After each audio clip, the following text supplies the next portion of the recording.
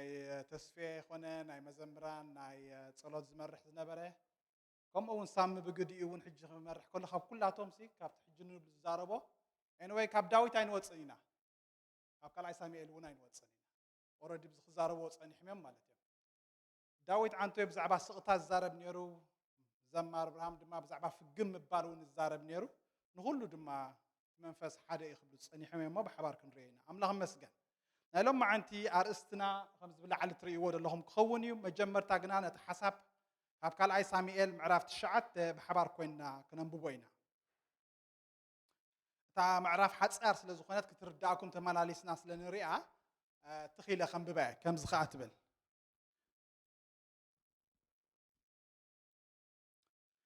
ንሕና ትግርኛ ስለ ንሰምዕ ቶም እንግሊሽ በዝና ኸዱ ንሕና በዚ ክንከይድ ኢና እሺ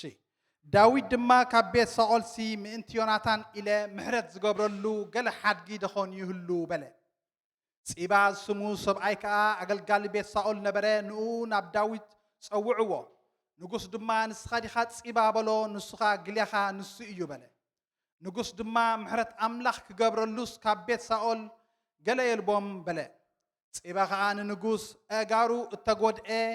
እባ ሓደ ወዲ ዮናታን ኣሎ በሎ ንጉስ ድማ ኣበይ ኣሎ ንሱ በሎ ፂባ ከዓ ንንጉስ እንሆ ንሱ ኣብ ቤት ማኪር ወዲ ዓሚኤል ኣብ ሎዱባር ኣሎ በሎ ሽዑ ንጉስ ዳዊት ልኢኹ ካብ ቤት ማኪር ወዲ ዓሚኤል ካብ ሎዱባር ኣምጾ መፊቦሸት ወዲ ዮናታን ወዲ ሳኦል ናብ ዳዊት መጺኡ ብገጹ ተደፊኡ ፍግም በለ ዳዊት ድማ መፊቦሸት በሎ ንስኻ እኔኹ ግልያኻ በለ ዳዊት ድማ ምእንቲ ኣቦኻ ዮናታን ኢለ ርግጽ ምሕረት ክገብረልካ እሞ ኣይትፍራህ ግራሁ ኣቦኻ ሳኦልን ክመልሰልካ ንስኻ ከዓ ንሓዋሩ ኣብ ማኣደይ እንጌራ ክትበልዕ ኢኻ በሎ ንሱ ድማ ፍግም ኢሉ ካብ ከማይ ዝበለ ምዉት ከልቢ ገጽካ ክትመልስ ግልያኻ እንታይ እዩ በለ ሽዑ ንጉስ ንፂባ ግልያ ሳኦል ፀዊዑ ናይ ሳኦል ናይ ብዘላ ቤቱን ዝኾነ ኩሉ ንወዲ ጎይትኻ ሂበ ኣለኹ ንስኻን ደቅኻን ጉዛኣትካን ድማ ንቤት ጎይትኻ ምእንቲ ዝብላዕ እንጌራ ክኾኖስ እቲ መሬት ሓሪስኩም ንኡ እትውሉ መፊቦሸት ወዲ ጎይትኻ ግና ንወርትግ ኣብ ማኣደይ እንጌራ ክበልዕ ይበሎ ንፂባኻ 15 ወዳትን 20 ጉዛኣትን ነበርዎ ፂባ ድማ ንንጉስ ከምቲ ጎይታይ ንንጉስ ግልያኻ ዝኣዘዞ ኩሉ ግልያኻ ከምኡ ክገብር ይበሎ ንጉስ መሊሱ መፊቦሸት ከም ሓደ ካብ ደቂ ንጉስ ኣብ ማኣደይ ክበልዕ ይበለ መፊቦሸት ከዓ ሚካስ ስሙ ንእሽተ ወዲ ነበሮ ኣብ ቤት ፂባ ዝነብሩ ኩሎም ድማ ገላዊ መፊቦሸት ኮኑ መፊቦሸት ከዓ ወርትግ ኣብ ማኣዲ ንጉስ ይበልዕ ነበረ ኣብ የሩሳሌም ይቕመጥ ነበረ ንስኻ ክልተ እግሩ ሓንካስ ነበረ እዚ ግዜ እዚ ዳዊት ነጊስሉ ዘሎ እዩ ምዕራፍ 9 ኢና ንርኢ ዘለና ምዕራፍ 8 ዳዊት ንምድሪ ፍልስጤማውያን ኮነ ንምድሪ ሶርያውያን ንኩላቶም እንታይ ገይርዎም ወዲእዎም ማለት በቲ ናይ ሚሊታሪ ኣፀዋዋዓ ማለት እዩ ኣብ ኩላቶም እግዚኣብሔር ዲል እናሃቦ እንታይ ክገብር ከይዱ ጀሚሩ ማለት እዩ ኣብ ኩሉ ናተዓወተ ከይዱ ሽዑ ኣብ ምዕራፍ 9 ምስ በፅሐ ዳዊት ኣብ ዝነገሰሉ ግዜ ኢና ንደለና ማለት ኢና ብልቡ ከስተንትን ጀሚሩ መብዛሕትኡ ግዜ ዳዊት እንድሕዳር ሪኢኹሞ ሱቕ ከምዚ ተመንሽሙ መሓርና ሓውና ናይ ኣስተንትኖ ግዜ ብል እሞ ናይ ኣስተንትኖ ግዜ ኣለዎ ትሚሉሲ ሓደ ግዜ እንታይ ይዝክርካ ኣነ ብዝለኹ ቤት ኣምላኽ ድማ ኣብ ከምዝላ እናበለ ይዝክር ስለዚ ኣነ ብዚ ክነብር ሲ ከመይ ኢለ ቤት ኣምላኽ ከይተሰርሐት ኢሉ ትዝብሎ እሞ ተስዩ እንታይ ክገብር ከሎ ትሪኦ ክሰርሕ ከሎ ከዓ ትሪኦ ኣብዚ ግዜ እዚ ድማ ሓደ ነገር ትዝ ኢልዎ ዳዊት ገና ነታ ንግስነት ሃይሉ ክጅምራ ከሎ ገና ምስ ተቐብአ ገና ኣዋልድ የሩሳሌም ክደርፋሉ ከለዋ ሳኦል ሽሑ ዳዊት እልፉ ኢሎም ክዝብል ካብቲ ሽዑ ጀሚሩ ትፈተናን ፍላፃን ናይ ሳኦል ካብ ሽዑ ጀሚርዎ ክንደይ ሳዕ ብቀስቲ ገይሩ ወርትግ እንታይ ወርዊሩ እንታይ ክገብሮ ሓስብ ነይሩ ክቆትሎ ሓስብ ነይሩ ዳዊት ግና ካብዚ ነገር እዚ እናመለቐ ይኸይድ ነይሩ ሓደ ወዲ ንጉስ ወዲ ሳኦል ድማ እንታይ ዝገብሮ ነይሩ ዓርኩ ትኽትንፋሱ ኢና ንብል በዝናትና ዝዛረባ ትኽትንፋሱ ዓርኩ ነይርዎ ስሙ ድማ ዮናታን እቲ ናይ ውሽጡ ናይ ኣቦኡ ነገራት ስለ ዝፈልጥ ኩሉ ሳዕ ንዳዊት እንታይ ነይሩ ከም ልቡ ዝፋተው ይዕሩኽ እዮም ዝነበሩ ኣብዚ ግዜ እዚ ሳኦል ይሃድኖ ኣብ ዝነበሩ ብዙሕ ግዜ ዳዊት እንታይ ገብሮ ጀሚሩ እዩ ይሃድኖ ይደሉ ዳዊት ድማ ብዙሕ ግዜ እንታይ ካብ ገይርሎ ኣብ ባዓታት ኣዱላም ኣብ ኩላቶም ናገረ በቃ ከም ዝክስታይ ከም ዛግራ ናተሓበ እዩ ዝኸይድ ዘሎ ስለዚ ምስ መንሽሙ ግና ኪዳን ተኣታትዮም ነይሮም ምስ ዮናታን ብትመፅእ ግዜ እንታይ ዘክረ ቤት ኣቦይ ዘክር ተባሂሎም በቃ ክልቲኣቶም ዝክስታይ ገይሮም ኪዳን ገይሮም ስለዚ ውግእ ኮይኑ ሳኦል ሞይቱ ዮናታን ውን ሞይቱ ስለዚ ኣብዚ ከምዚ ግዜ ዓወት ምስ ረኸበ ዳዊት ናብ ስልጣን ኣብ ኢየሩሳሌም ድማ ንግስነት ምስ ረኸበ ኣብዚ ግዜ እዚ እዩ ኪዳኑ ዘኪሩ ከም ኣነባብራ ሰብ ካብ ዓይኒ ገለለ ካብ ልቢ ገለለ ገለ ንብል ኢና ምሽ ዶ ናይ ዝኻ ገሊሉ ጥራይ ዘይኮነሲ እንታይ ገይሩ እዩ ከይዲ ሰፊሩ እዩ ላዕላይ ሰማይ ከይዲ ኦልሬዲ ዳዊት ግና ኪዳን ዘኪሩ ኣሜን ቃል ኣምላኽ ክዛረበና ከሎ ከምዚ ኢልና ቀዳማይ ሳሙኤል 18:1-4 ኮነ ድማ ንሱ ምስ ሳኦል ዘረብኡ ምስ ወደአ ነፍሲ ዮናታን ምስ ነፍሲ ዳዊት ተኣስረት ዮናታን ከዓ ከም ነፍሱ ገይሩ ፈተዎ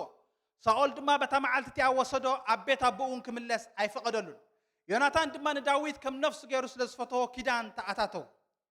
ዮናታን ከዓ እቲ ተኸዲንዎ ዝነበረ ባርኖስ ኣውፅኡ ንዳዊት ሃቦ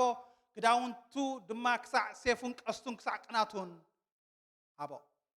ስለዚ ዳዊት ኣብዚ እንታይ ይዝክር ኣሎ ካብቲ ቁጣዓ ካብቲ መቕተልቲ ናይ ሳኦል ከመይ ገይሩ መን ከም ደድሓኖ ዮናታን ከም ዘድሓኖ እዚ ኪዳን እዚ ይዝክር ዘሎ ተሓቋቒፎም እውን እዚ ክሳብ ገይሮም እዮም ኪዳን መቸም ውዕል እዩ ምሽ ዶ ወላት ሰብ ኣይሃሉሲ እንታይ ክገብር ጀሚሩ መንሽሙ ዳዊት እንታይ ክገብር ጀሚሩ ኪዳኑ ዘኪሩ ምስ ዮናታን ከምዚ ተማባፂዐ ነይረ ብምባል ሓደ ሕቶ እዩ ሽዑ ዝሓትት ዘሎ ቀልጢፉ ሃበ አገልገል ተፀዊዑ ከምዚ ኢልዎ ምእንቲ ዮናታን ኢለስ ካብ ቤት ሳኦል ምሕረት ዝገብረሉ ኣሎ ዶ ይትባሂሉ ኣብቲ ግዜ ሳኦል ድማ ኦልሬዲ እንታይ ኩላቶም ከይዶም ስለ ዘለው ሓደ ኣብ ውሽጢ ንጉስ ምስ ንጉስ ዝሰርሕ ዝነበረ ፂባ ዝተባሃለ ሰብኣይ ከዓ ስለ ዝነበረ ንፂባ ፀዊዖሞ ስኻዲኻ ፂባ ኢልዎ እዋ ኣነ በል ከምዚ ዶ ኣሎ ዶ ምስ በሎ እዋ ሓደ ኣሎ ኢልዎ መፊቦሸት ዝበሃል ኣብ ሎድባር ከዓ ኣሎ ኢልዎ እዚ መፊቦሸት ዝበሃል ሰብ ወዲ እንታይ ኢልዎ ጋሩ ዲስኤብል ክሪፕል ኮይኑ ታሪክ ፀኒሕና ክንሪኦ ኢና ዳዊት ታሪክ ናይ መፊቦሸት ታሪኸይን ታሪክኩምን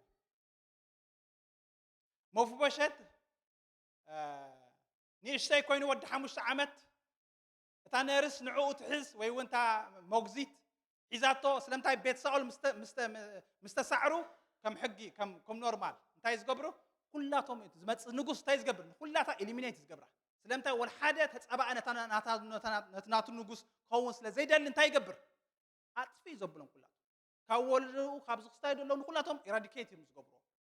ስለዚ ዳዊት ግና ጀሚሩ ምእንቲ ዮናታን ኢለሲ ምሕረት ዝገብረሉ ሰብ ኣሎ ዶ ኢሉ እዚ ኣካይዳ እዚ ኣንፃር እቲ መንግስቲ ስለምንታይ በዓል ዮኣብ ቶም ጀጋኑ ጀነራላት ኣይቅበልዎን እንታይ ክትገብር እንድሕር ኣሎ ኮይኑ እንታይ ክትገብሮ ኣስጋእናታ መንግስቲ ከይከውን እንታይ ክትገብሮ መጥፎ ኢኻ ዳዊት ግና ምእንቲ ዮናታን ኢለ ምሕረት ክገብረሉ ኢሉ ገለማ መሃራን ብዛዕባ ዛ ምሕረት እዚኣ ብዛዕባ ዛ ካይንድነስ ክዛረብ ከሉ ከሰድ ዝብል ናይ ሄብሪው ቃል ይጥቀሙ እሞ ኣብዚ ድማ ንምሕረትን ንፀጋ ኣምላኽን ብሓባር ኣሕቢሮም ይርእይዎ ስለምንታይ ምሕረት መጀመርታ ገለ ነገር ጌርካሲ ግቡእኻ ኣለካ ገለ ነገር ማለት መቕፃዕቲ ተዳልይልካ ዘሎ ስለዚ እንታይ ይገብር መፊቦሸት ቀልጢፉ ከይዱ እንታይ ገይሩ ናብ ዳዊት ፍግም ኢሉ ስለምንታይ እንታይ ደልዩ ምሕረት እዩ ዝደሊ ዘሎ ዳሕራይ ግና ዳዊት እንታይ ኢልዎ እዚ ክበከ ናይ ኣቦኻ ሳኦል ኣብ ማእደ ክትቅመጥ ኢኻ ካልኣይ ሰዓት ፍግም ኢሉ እቲ ካልኣይ ፍግም ምባል ፀጋ ኣምላኽ ዝግብኦ ነገራት ኣይኮነን መፊቦሸት ይፈልጥ እዩ እንተ ደኣ ምስ ተፀውዐ ከመይ መቸም ኣብ ሎድባር ክሰፍር ከሎ ሎድባር ማለት ዓዲ ስቕታ ናይ ሳይለንስ ዓዲ ስቕታ ኖ ፓስቹር ይብሎፍ ናይ እንግሊሽ ድማ ወል ሓንቲ ነገር ዘይነብሮ እዩ ከምዚ ካብ ሓደ ዓዲ ናብ ሓደ ዓዲ ክትገሹ ከለኹም ድሕሪኢኹም ሓንቲ ኣግነት ሓንቲ ግርእዎ ሰብስ ከመይ ኢሉ ዝነብር ትብሉ ዶ ነላሽ ኣብዚ እኳ ብንድዕ በረኻታት ኣሎ ዲ ኣብ ዓድና ሓረኽቲ ወርቂ ከመይ ገይሮም እዚኦም እነብሩ ገለ ትብል ኢኻ ኣብ ከምኡ ዓይነት ርሑቕ ካብ ኢየሩሳሌም ጠፊኡ ደሎ ስለምንታይ ንጉስ እንተደኣ ደይቡ ናይ ሳኦል ዘበል ኩላቶም ተኸገብሩ ከም ዝገብሮ ፈልጥ እዩ ከም ድውድኦም ፈልጥ ከም ድቐትሎም ይፈልጥ ስለዚ መንሽሙ ግና እንታይ ገይሩ ርሑቕ ሰፊሩ ሽዑኡ ልኢኹሉ ፂባ ኣሎ ምስ ተባህለ ሰባት ልኢኹም ኩላቶም ከዓ ከይዶሞ ሕሰብዎ ሽዑ እንታይ ኻ ትገብር ቀልጢፍካ ኣብ ዘለኻዮ መሸጓሽጉራት ኣብ ዝተሓባእኻዮ ኣብ ዓድና ሓዘካ መጀርባ ነይሩ ቀብ ምስ ኣቦልኻ ብኸለየትኻ እንታይ ትገብር ትወሰድ ኢኻ ምስ ተበልኻን ትላፋለ ኣቃቡፅኒ ሕጂ ኖ ንጉስ ደልየካ ኣሎ ኢሎሞ ንጉስ ደልየካ ኣሎ ኣታበጃኹም ንገሩ ፍርድኻ ፍሉጥ እዩ ንጉስ ድሕሪኻ መፂኡ ናይቲ ቀዳማይ ወለዶ ዝነበረ እንታይ ዝገብሮ የጥፍእ ምዃኑ ፍሉጥ እዩ ዮናታን ምሕረት ክገብረልካ ዝደለየ ሰብ ኣሎ ፅዋዓካ ኣሎ ኢሎም ንኽርድኦ ቁርብተይ ዓቐብ ይኾነ እዩ ዳዊት ቅድሚ ንጉስ ምዃኑ እንተደኣ ዘኪርና ናብ ቤት ናባል ሓደ ግዜ እቶም ናቱ ዓቀይቶት ንቤት ናባል ዝጓሱ ዝነበሩ እዩ እንታይ ገብሮም ነይሩ ይሕልውዎም ነይሩ ሽዑ ዳዊት ገለ ሰባት ልኢኹ ነይሩ ከድኩም ናብ ናባል ከድኩም ሲ ንሕና ኢና ዝክስታይ ክብልዎ ኢሉ ምስ ለኣኸ ናባል ተኸትዮም እዚኣቶም መን ዳዊት መን ይወድእ እሰይሉ ዝክስታይ ክገብር ጀሚሩ ዳዊት ሽዑ መንሽሙ ሰሚዓቶ ከም ኩላትክን ኣብ ዘለኸን መልክዐኛን መስተውዓሊትን ኣቢጋይል ነይራ ኣቢጋይል ናይ ሰብኣያ ድኽመት ክትሽፍን ወፅያ ኣግራዳ ሕርእቲ ሳርማሃታ ቀጫጨጣ ኣባጊዓ ኩሉ ጣጣ ዓቢላ ገና ከሎ ከምዚ ኢሉ ዝምልስ ሰብኣይ ከይተረኸበ ገና ክፉእን ዝክስታይ ጨካን ነበረ እዩ ዝብሎ ናባል ማለት ነዚ ሰብኣይ እዚ ስለምንታይ ዳዊት ከዓ ሽዑ እንተክገብር መፂ ከጥፍኦም እዩ ስለምንታይ ትመልሲ ነጊሮም እዮም ከምዚ ኢልና ምስ በልዎ ዳዊት ተስዩ እዚስ ከምዚ ክብል ኢሉ ናብ ናባል እናመፀ ኣቢጋይል ግና ተስያ ምናልባሽ ኣብ ዝመፅእ ሰሙን ንዛረበሉ ንኸውን ብዛዕባ ዘርእስቲ ኣቢጋይል ግና ንጉድለት ናይ ሰብኣያ ሸፊና እንታይ ክትገብር ከላ ንሪያ ተስያ ስለዚ ዳዊት እንታይ ገይሩ ነብስኻ ኣብ ቀረፂት ህያዋን እንታይ ትኹን ጥቕልል ትኹን ካብዚ ነገር ዝተባ ኢላቶ ስለዚ ብምሕረት ዝፍለጥ ዝነበረ ሰብ እዩ ዝነበረ ዳዊት መፅሓፍ ቅዱስና እውን እንተደኣ ትዝክርዎ ኮንኩም ብዛዕባ ዳዊት ክዛረብ ከሎ ሓደ ግዜ ሓደ ናብ ጎይታ ዓይኑ ዝዓወረ ሰባት ምስ ነበረ ጎይታኻ ይሓልፍ ኣብ ዝነበረሉ እንታይ ኢሉ ጨዲሩ ዮሱስ ወዲ ዳዊት እዩ ስለምንታይ ዳዊት ምሕረት ኣምላኽ እናርኣየ ኣብዚ ኩሉ በረኽታት ዝነብር ስለ ዝነበረ ዳሕራይ ስኳን ኣብ ስልጣን ምስ መፀ ኣይረስዖን ትውዕለት እኳ ደኣ ምሕረት ዝገብረሉ ናቱ ነገር ዝገብረሉ ሰባት ደልዩ ካብ ቤት ሳኦል ወዲ ዮናታን ረኺቡ ወዲ ዮናታን ምስ ረኸቦ ምናልባሽ ናብ ንጉስ ይኽፅውዖ ናብ ጣውላ ንጉስ ይኽፅውዖ እንሻሎ ሙሉእ ሰብ ትደሊ ኢኻ መንሽሙ እንታይ ኢልዎ ፂባ እንታይ ኢልዎ ተጋሩ ግና ከም ዝኾነ ኢልዎ ወላ ሓንቲ በዓሉ ዝኣበሶ ነገራት የብሉ ፂባ መፍቦሸት ኣብ ከሎ ኣብቲ ጉያ እዩ እንታይ ኮይኑ ወዲቑ ከምኡ ኮይኑ ማለት ኣነ ንስኻትኩም ድማ ገለ ነገር ከይገበርና ከለና ተጌርና ሓጢኣት ኣዳም ተጌርና ኣብ ሂወትና ወሪዱ ክሪፕል ገርና ከምዝና ስለዚ ፂባ ዳዊት ይብሎ ኣሎ ከምዚ ዝኾነ ኢልዎ ዳዊት ግና በዚ ኣይተዋላወልን ኣምፅዎ ኢልዎ ካብቲ ዝነበሮ እንታይ ግበርዎ ኢልዎ ኣውፅዎ ኢልዎ ወላ ሓንቲ ናትካ ነገራት ከይገደሾ እቲ ንጉስ እቲ መድሓኒ ንዓይን ንዓኻትኩም ኪዳኑ እንድዩ ዘኪሩ ኣብ ሰማያት ኣንቆልቂሉ ኢሉ ዘማራይ ዘይተኸስ ዘይድቅስ ይኽበረለይ ኢሉ ዘማራይ ስለዚ ኪዳኑ ዘኪሩ ቃል ኣምላኽ እውን ከምኡ ክብለና ንዓና ከምኡ ድማ ድሕድራ ነታ ፅዋዕ ኣልዒሉ እዛ ፅዋዕ እዚኣ ምእንቲ ምንታኻውን ዝፈስስ ዘሎ ደመይ እተገብረ ሓድሽ ኪዳን እያ ስለዚ ጎይታ ንዓና ክፅዋዓና ከሎ ኪዳኑ ይዘኪሩ እቲ ኪዳን ልክዕ ከምዚ ዳዊት ኪዳን ምስ ዮናታን ዘኪሩ ዋትኤቨር ይኹን መፍቦሸት ተቐቢሉ ናብ ጣውልኡ ዘምፆ ጎይታ ድማ ብፀጋ ብምሕረት ዝግባኣና ዝነበረ መቕፃዕቲ ሕዲጉ ዘይግባኣና ዝነበረ ከዓ እሱ ይፀጋ እንታይ ዝበሃል አንመሪታብል ፌቨር ዝበሃል ፀጋ ዘይግባኣካ ዘይናትካ ናተይ ኢልካ ክትገብሮ ዘይነገር ኣምፃ ኣቢል ሽልም ኣቢልካ ምዞም ተምሃሮ ክንዛረብ ከለና ከምዚ ንብል ኢና ምስ ሓንቲ ጓል ወይ ከዓ ምስ ሓደ ወዲ ትፍልጥ ምስ ኣበልካሲ ቀዳማይ ምሸት ኣምፃ ኣቢልካ ወርቂ ጎባጉብ ንፍሖ ኩሉ ኣሰክምተ ትብላ ገዛ ተኸይ ነራ እንታይ መገበረት ነራ ስድራቤት እንታይ ይብሉኻ ናይ حاندو يلوم جمهورها أنا يلوم عيك بقول خنيم كلكم ملي وعتر كل الله قويت هذا ما هم غير شلي منك قدام ما عاد مستقبلك شلم أبيلك تسقى أملاك ما تقبل أبيلك قوبا جيبك هو ده زي قبوز نبرن مشمو ما في بوشت زي قبوز نبريكو مغابة قبوز تزخون تايك قبر يزقون يرو موت قبوز نبري داويت قنا إذن قرز ذكير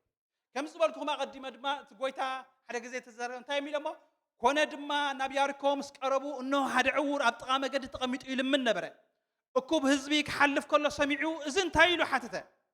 يسوس اتنازراوي حلف عليهم نجروا ينسخها يسوس وداويت محرني لج أرحى تم قدميت خدز نبر صق بالجن هو نسقنا وداويت محرني لج أرحى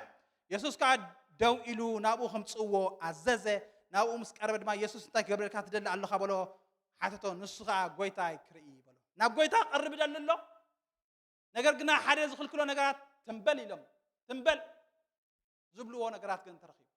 نامنا قويتا محرت قرب دل الله سبات كنتات أمره خمنا بعلم الشمود ما انت قبرك حد حلق زي أمره خاونكم يقبركاي لو دوبار سفر كله أبعد ستا سبب زي نبرلو عم درب ده سفر كله انتايلي قدامه كريبل زغنة أبتع عدنا إسرائيل تفلتوا يا خمالتي كاب قولوا ليها بدأ يبود ما تقانو قص الله تبهلونا يدلني أصلا أنت هتكوني ها تموتي لذا أرحيكا هتأفر الله مستبهله somebody يرداكم خواني سق أبز بهاللو ما نمك الزارب أبزيف قدرلو عد خيدو مفبوش سق ترى أبز بهاللو خنبر مبراتو نايلو دبار هيوت بتعمي زخستاي عد تسأتا نوث باشور أبزيبلو نجرنا مفبوش ناب داويد كما تستدلي أبكر من نقص قمت بمهلاو نقص كحقوس تدلي مس نقص ما عاد قرب أما عاد نقص متانك قمت دمخ ما تستدلي أي نقص تنقصات سعره نا إسرائيل كبرت زملسة نا أملاك إسرائيل سراوت زباج زبرت على أنت إزجبره حنسان حوار زتفه نتا ختم يرسلم نا أملاك هلو بقولوا زقتي نابز سبز خمت تدلي ما في بوشت يقبون يرتلكم أي قبون أنا نسخاتكم عندما لومي أبز دويل نازلنا سأجا أملاك أدماي محرت أي محرت زقبا الناس نبره تجرلنا فعليك وصدين اتخلاقنا زي قبع الناس نبرس تاجرناها شلي منا على أملاك الزارب كله تيتوس كم زيلو سأجا أملاك تقليت إيمو نخل السبون مدحنا مسيو تبروخ تسفانا يتعجز أملاكنا مدحينا يسوس كريستوس مقلات كبري إنها تسبنا قفعن على موت تمني تنكحدنا أبزع على مزياب تنكغ بملوخو خنبر يمهرنا اللهم سبله يسوس كريستوس كاب عمت أزبل من تحرخ وصلنا نرأسو ونسنا قبر زغنن جنزب زخونن حزب من انت خنصهلو نفسه بجانا لف امين ስለዚህ ኣብ ክንዱ እንታይ ኢልዋ ኣብ ክንዲ ዮናታን ኢለሲ እንታይ ዝገብሮ for the sake of ዲና ንብሎ እንግሊሽ for the sake of ጆናታን ኢለሲ ምሕረት ዝገብረሉ ይደልሎ ኮይኑ እግዚአብሔር ንዓይ ንዓኻትኩም ክርኤና ምሕረት ዝገብረና ከሎ for the sake of money አሜን እትስቁል ወዳ አምላክ ስለዚህ ንገብሮ ነገራት አይነበረና لك كريبل زخنا عم مدري عب قطعة عب دلهمت زنبرنا سباتينا عب حاتيات كل نجارات زنبرنا نجارنا خابز مزحيق ومسينا شو الصخا كم يزبل محرت that's why ها خمتي عب صلاتك نجارنا الناس جمرة صق تبل زي تمرت كسجدلو قدامي كسجدلو خلاص يسعف الجم تبللو كم تعم مزمور سمعنا سلام انتاي زي جبعك وسيدلك زي جبعك شلي مكا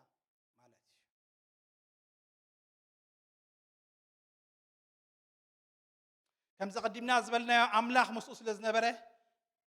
تون ولا قاتم مسؤول نبرو الجنرالات بتحق زي فكر انت هنا داويت جنا زيانة جرزي حري سلام تاين تايمز قبرو معرفت قبل كاي تصبني انت قبرو يوم تصبي بعلويا تعبلوه بهالو يوم تصبي نجر جنا داويت قدشانز نجر معرفت قبل ناتو أقام ناتو برينسيبل كوين ترغيب آمين يدلك قال لي لما ما فيش ما بتعمل سنبدين أبقى من نقص قوم كم ديك الدم ترديوه كتبابعوه دفافروه جمر دحرقنا موداتا أنت قبل وسنين لنا نام نقص قصو خيد جدل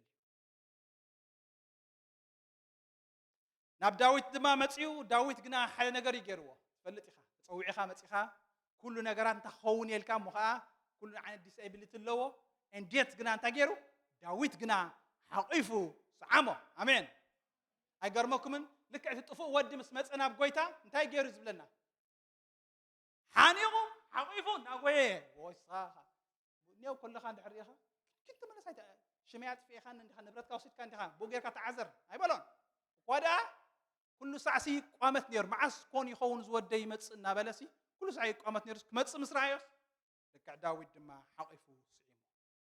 ምእንቲ ዮናታን ኢለ ምሕረት ክገብረሉ ምዃኑ ምስኡ ድማ ኣብ ማኣዲ ንዘለዓለም ከም ዝቕመጥ ከም ዘኽብሮ ነገሮ ዮናታን ዝብል ምስ ሰምዐ መፍወሸት ቅሩብ ተሰወጦ ዳዊትን ዮናታን ዝነበሮም ፍቕሪ ይፈልጥ ነይሩ እዩ ሽዑ ግና መፍወሸት ኣብ ገዛ ርእሱ ዝነበሮ ኣጠማምታ ብሓቂ ትሑት ነይሩ ዳስዋይና ድማ ብምሕዳስ ሓሳብና ክንልወጥ ሓደ ግዜ ናትና ሓሳባት ኣብ ምንታይ እንብረና ኣብ ሎድ ባር ተወዲኡ ኮ ትስራሕ ልክዕ ከምቶም ሕጂ ደቂ እስራኤል ካብ እቲ መጋረጃ ካብ ላዕሊ ክሳዕ ታሕቲ ተተርቲሩ ከሎ ልክዕ ከም ደይ ተተርተረ ኮይኖም ዝመላለሱ ዘለዉ ንሕና ድማ ሓደ ግዜ እቲ ናትና ኣተሓሳስባ እንታይ ትገብር ክገልጽ ከሎ ተሰሚዕኹሞ መፍቦሸት ብዛዕባ ገዛእ ነብሱ እንታይ ኢልዋ ንዓይኒ ምውት ከልቢ ኢልዎ መቸም ኣብዚ ዓዲ ንነብረሉ ተደትጋጌ ከልቢ እውን ይኸብር ምሽዶ ኣብ ቆልዑ መስል ብፕራም ገይሩ ኮይዱ ኩሉ ሓደ ወርገብ ኣብ ፍካድሊ ዝረኣኽዎስ ከልቢ የብሉን ብሑፃ ገይሩ ከልቢ ተሰሪሑ ሰብ ይተኽበሉ ብሑፃ ገይሩ ሰሪሑ ሰብ ተኽበሉ ሰብዎ ከምዚ ሕጂ ኮነን ሕጂ ማለት እዩ ኣብዚ ግዜ እዚ ምውት ከልቢ ክበሃል ከሎ ዳዊት ንባዕሉ ኣብ ቀዳማይ ሳሙኤልን ካልኣይ ሳሙኤልን እንታይ ተባሂሉ ንዓይኒ ምውት ከልቢ ስለምንታይ ትደልይ ንዓይኒ ቁንጪ ስለምንታይ ትደልየኒ እዩ ዝብል ነይሩ ጎይታ እውን ኣብ ወንጌል እንድሕር ከይድና ተልዎ እንጌራውሉ ነኽላባት ይብላሉ ሕጂ ናይ ከልቢ ደረጃ ኣብ ኩልኹም ተረድእዎ ስለዚ ነንሽሙ ድማ መፍቦሸት ድማ ንዓይኒ ምውት ከልቢ እዚ ኩሉ ነገር ከመይ ገይሩ ኮነለይ ኢሉ እዩ ዝሓስብ ዝነበረ ኣብ ካልእ ፅሑፍ እውን እንታይ ብለና ከልቢ ናብ ምንታይ ገበረ ይብለና እንተሓሰባ ከምኡ ድማ ናብ ትፉእ ተመልሰ ዝብለና ወይ ስለዚ ናይ ከልቢ ደረጃ እዚ ነገር ስለዚ ምስ ምውት ከልቢ ወላ ሽምዒ እውን መንሽሙ ንዳዊት ክዛረበ ከሎ ብዛዕባ እዚ ነገር ዝዛረቡ ስለዚ ናይ መፍቦሸት ኣረኣያ ኣብ ነፍሱ እዚ ነገር እዚ እዩ ዝነበረ እዚ ነገር ብምንታይ ይዕረ ናቲ ቃል ኣምላኽ ተንብቦ ከለኻ ናቲ ቃል ኣምላኽ ንዓኻ ዝብለካ ኪዳን ከተንብብ ከለኻ ትወፅእ እምበር ተደየሎ ናትካ ዝክሳይኻ ትሰርሕ ማለት ኢኻ ናትካ ነገራት ይልወካ እሞ ኣነ ከምዚ እንዴት ኖ ተቐቢልካይ ክሪፕል ኮንጋ ተቐቢልካይ እንታይ ስለ ዝኾነ ኪዳን ስለ ዘሎ ኣሜን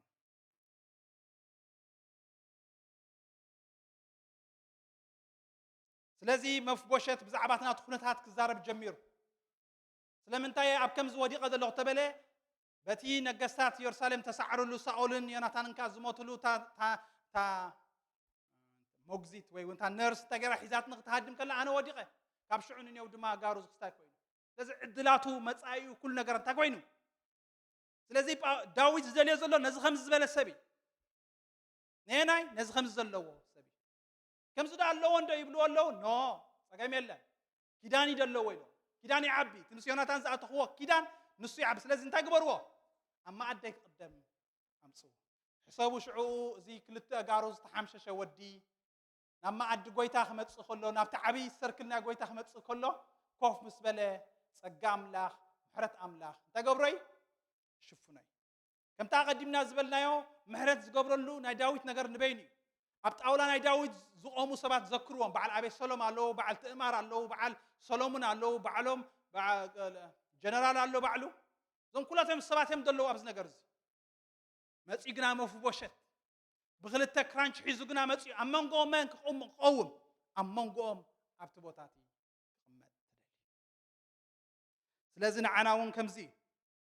መፍቦሸት ኣይትፍራህ ኢልዎ ብፍርሒ ኣንበድቢዱ ለማ ዝሓለፈ እውን ተማሂርና ነርና ምሽዶ ኣይትፍራህ ኢሉ ቀዳመይቲ ተንበድቢድካ ኣብ ዘለኻሉ ትመፀሉ ኣብ ዘለኻ ቀዳመይቲ ቃል ናይ ዳዊት መፍቦሸት ኣይትፍራህ ኣብ ማኣደይ ንዘለዓለም ክትቅመጥ ኢኻ ድማ በሎ እዚ ከዓ ዳዊት ምስኡ ሕብረት ክህልዎ ደልዩ ወላ እኳ መፍቦሸት ክርድኦ ነዚ ነገር እዚ ኣብ እሙሩ ከቕሮ እንተደይከኣለ ነዚ ነገር እዚ ግና ኣሜን ይኹነለይ ብምባል ስለዚ መንፈስካ ዝሕድስ ስምብራትካ ፅግን ናይ ኩላትና ስምብራት ዝዝንን ንሱ ጥራይ ሓንቲ ተድሊና ንሕገር ናትና ናብቲ ማኣዲ ምምፃእ ኣብ ማኣዲ ጎይታ ንዓይን ንዓኻትኩም ዝኸውን ፀጋን ምሕረትን ፈሲሱ እዩ كابو نفسنا هنقلل عيندنا أورد أنت غيرناي تخافيلو كم تازلنا يا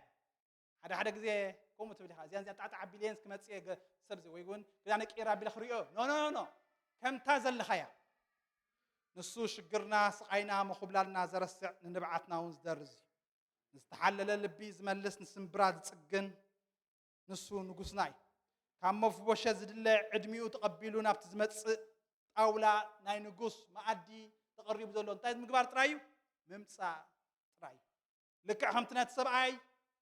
تاع زبلوا السقبل زبلوا كم أون كقاط مخيلي كم تما بزوريا ناي داود زي فتو كله يخلو هن نجرجنا كيدانون ديو ذكر قال مزمورون تذكرني نايس وسنا تاتبل ناثي يدبلو نجر يبلين محرتي حواس زي بقول قال نجر زي بقول حواس زي بقول نتايلو محرته لازم تصحف انت دارينا يوم مفبشت ود يوناتان ود ساول ناب داويت مصيب غصو تدفئ فغم دبل داويت دما مفبشت بلو نسوغا اني خو غليخا بلو داويت دما ما انت ابوخا يوناتان الى رغص معرت قبل كايمو اي تفرح غراهو ابوخا ساولون كملسل كاين نسخان حوارو اما ادين غراح تبلعيخا بلو ننتاي نحوارو اما اديك اما اد نغوس كتقمط كندي سناي نغير ذكروا انت داخونكم غويتا حدا غزي ما اد ادالي قريبون كلاتهم صوعوا عدمات كلاتهم دمان تاغيرهم اكسكيوز امصيهم حدا خمزلني خمزلن شو انت غيرو نتوم صقع زي بلهم كصوعوا زي كلاتهم وصيهم ناب قران تاغبروا يلوم صوعوهم قرايات حنكاسات كلاتهم ملء ابيلوها تابيت مالت ስለዚህ ናተይ ናትኩምን انت بدخام انت ببرتعه نافت ما اد غويتا ممصاي مس املاح حبرت مهلاو نسو طراي انت زغبركا زنكا زطعكا حف زبلكا امبر بتناتكا تحساسبا انا مو خمزلن ندلكا لك ناب دول دباري خاتخيد ناب دول دبار عد صتا سبب زيبلو بامور خاتخيد كاب حبرتكم غيركا تخيد كم زخبلوني ام تبليخا انتم سبات دما نعنا مالتي ومسفح لبخا يدينا لذي كم تنروح سامراوي ناوشت قسلوز الزفافه السبعيزي داويت ازخ قبر تدل اموداتا ناب افيسون تداخدنا كم زيب لنا ازي تاريخ مفبوشت تاريخين تاريخ كومني احنا بزي قبرنا يا حاجات ادم زلا قبرنا امو نبوزح عمتات كاز خسايز نبرنا حنسا غويتاغنا كيدانو زكيرو مسمص من تنادما مسكل مسوا على جنا تغيرنا كابز كل نغار زغبانا زنبره حاطياتن بدلن مغزفتن كل تغير حرا غيرون تغيرنا اما ادي مسو نقمط نا وشتي نا ابو تتونا تسفا اللاتنا ذاتس واي حج كولل زي لمات قدم كولل نيري خيد كولل تغبر نير كخا حجغنا انت يلن كولل يلن قتا نا ابو تتونا لذي افسون كزارب كله معراف كلتا خمزيلو عصارت لزخونه قصيده خنبباي نسخاتكم قدم كم نبرت زعلم زيا كم تمنفس حجي ابطم دق زي مزاز قبر زلو حلقه سلطان عير اتمرالسكم ببدلكم بعبسهم موتات زنبركم ناخذكم هيوان قبركم ناي مفبوش التاريخ نذكره بتزقبرو بتراي لاين ناي ساول ناي يوناتان تراي مخانو تاخذ قبر زسق نمنقس لزخونه تفز قبو تاغيرو محرت رخيب نحنا خلاتنا خانت ناي سغان حسابات دليت انا قبرنا قدم بتمنيت سغانا مساتهم ننبر نبرنا كم توم كالوتهم ببحرنا دق قطع نبرنا غناخه بمحرت حبتام زخونه املاح من تابا زفقرنا عباي فقرونا انا ببدلنا موتات كل ناس مس كريستوس ياوان قبرنا بصقايهم زدحم لازنا عينا اخاتكم قبرنا زي بلو غويتا بصقو طراي اقميطنا زملالسنا زلو ون مسؤونا تنسانا ابتزمت زمانات بحياونته تبلص حب تصقو بخريستوس يسوع اباتنا من تخير ادما اب سمايات بخريستوس يسوع مسؤ تغبرنا اقمطنا مسمن مسمن كريستوس لك خمسن مفبشت ابتي ناي نغوس كبي ناي نغوس عنكل طاولات يمدلو لك عمسو زبلع يبلع ورد طراي تبلع مسكرانشي ورد يبلع طراي يديبكا ابيت نغوس كم تنبر غيروا سلاز بأمرو حدث الله خيدان كم زلوا ذكرون تقبر الله دحر أبو خوين نايلو دبار حسب نحس حسب خوين ويقول حدا معلتس داويت انت قبر خلي ها حسابه غير خون دو يلو نحس حسب خوين يقول نايمني ناتي تبع الكيدان قنا انت يقبرني حسابه ايكيرني